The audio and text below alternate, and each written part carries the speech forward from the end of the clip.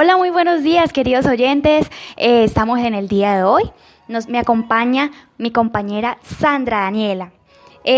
Pues hoy les vamos a hablar de la historia del arte y de los elementos constitutivos de una obra del arte. Buenas tardes, mis queridos oyentes. Como lo decía, hoy vamos a hablar sobre la historia del arte. Para nosotras es un placer contar de nuevo con su presencia. Y nada, para empezar, vamos a hablar sobre el arte antiguo, que se caracterizaba por sus pinturas en las cuevas, sus esculturas o sus garabatos en rocas, que también contenían los temas relacionados con la caza, con la fertilidad y los dioses. Bueno, en el arte paleolítico representaban en piedras las figuras de animales y escenas de caza.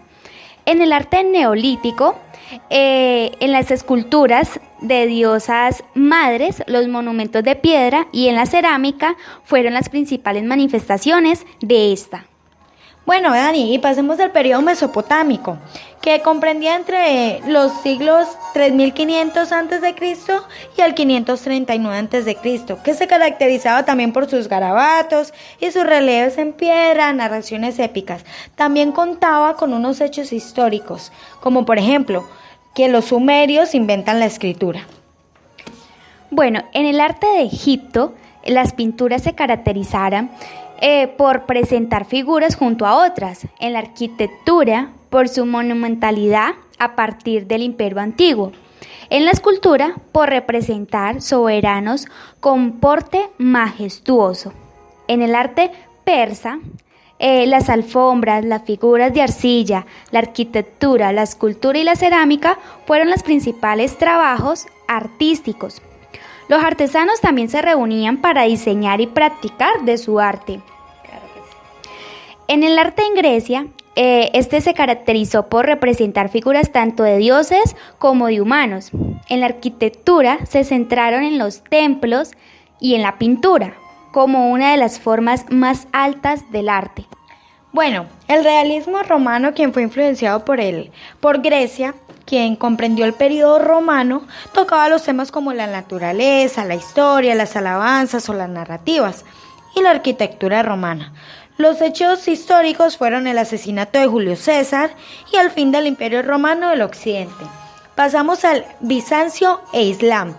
Quien se encargó de sus características principales fueron los mosaicos celestiales bizantinos y la arquitectura islámica con laberintos. También los hechos históricos cuentan con el nacimiento del islamismo, la conquista musulmana y Justiniano, reparando parcialmente el Imperio Romano del Occidente.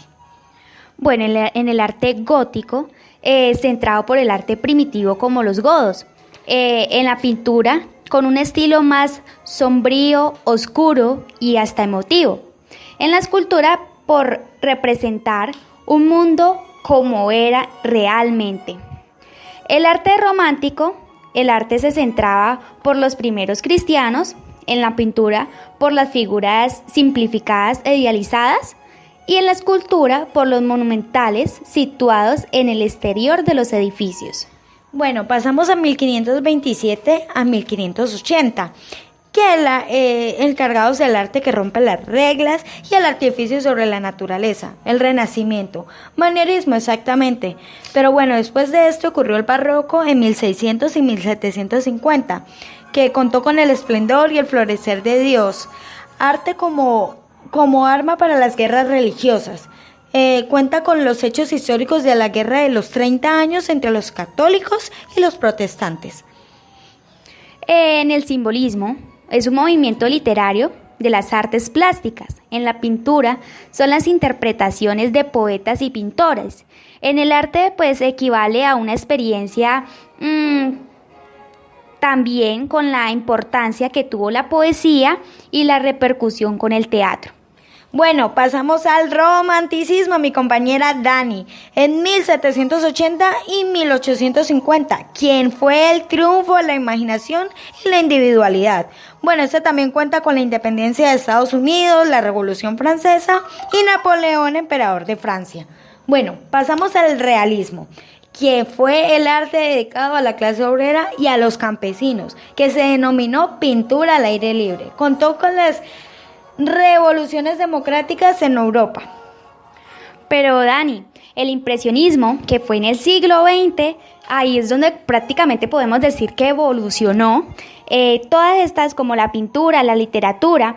Bueno, en la pintura expresa emociones, la arquitectura, el uso de formas biomórficas, en la escultura, propias pues al expresionismo, en la literatura, un lenguaje más culto y coloquial, poesía y el teatro transmiten nuevos ideales, en la música es expresionista, con espíritu de las vanguardias.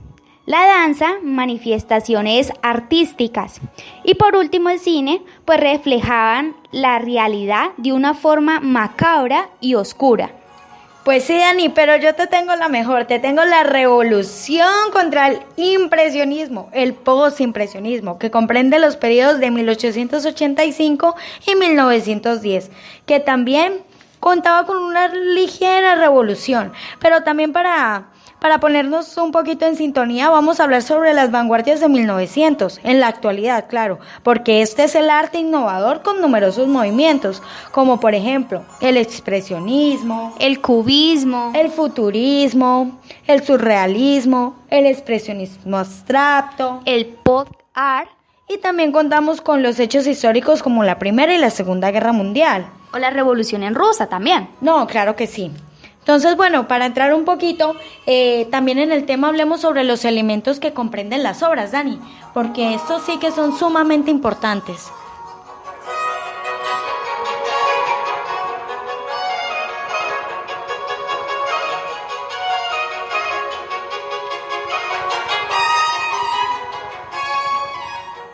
Bueno, y como les veníamos contando, vamos a hablar un poquito sobre los elementos constitutivos de una obra de arte. Bueno, la lista de los elementos varían según el artista, según los autores, pero por lo general incluyen siempre lo mismo: el espacio, el color, la forma, su textura, valor y su línea. Los elementos del arte son el grupo de una obra de arte.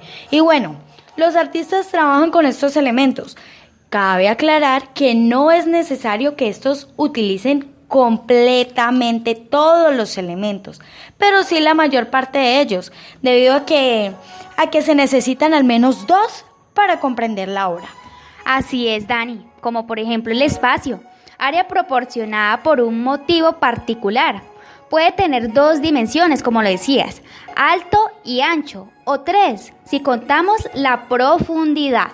No, y vamos con la parte más expresiva de la obra, mi querida Dani.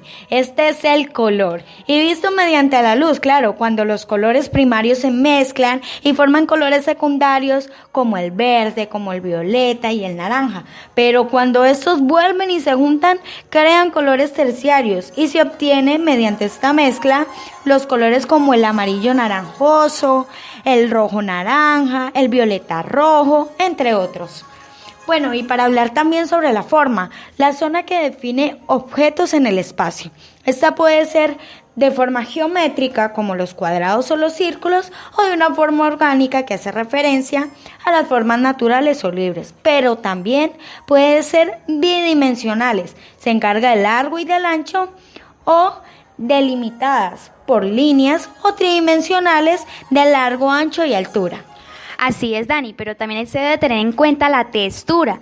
La textura es la calidad de una superficie que puede ser vista o sentida en dos tipos: la óptica, que es la visual, y la táctil, que es aquella que se puede tocar o palpar. Estas pueden ser de aspectos suaves o ásperas, blandas o duras. No, claro, Dani, y que aparece, por ejemplo, aparentemente en una pintura que se ve como en relieve carrasposo y uno la toca es completamente suave, ¿no? O por el contrario. No, claro. Bueno, hablemos de la luminosidad o simplemente la luz, o sea, el valor. Describe cuál claro es el color. Y bueno, los artistas utilizan este valor y color para crear diferentes estados de ánimo, como por ejemplo los colores oscuros que transmiten ese misterio O tristeza. claro, o el color de la noche, como como tétrico, como dentro de algún sitio, o sea, toda oscuridad, el azul tristeza, pero un rojo lleno de pasión, lleno de amor. Claro, para esto básicamente se utilizan. O de vida. Ah, claro que sí.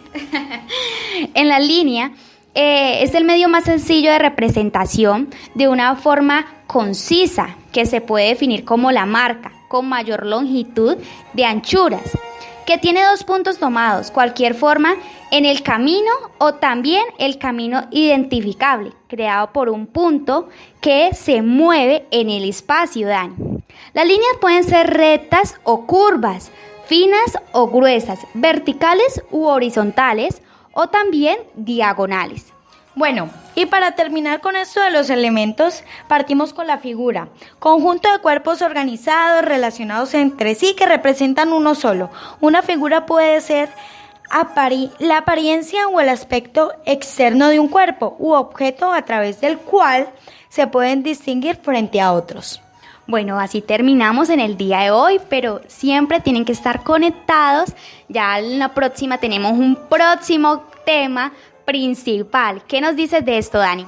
Claro que sí, súper preparadas, súper emocionadas para lo que se viene, porque si este tema fue interesante, el próximo será mejor. Claro que sí, muchas gracias por acompañarnos.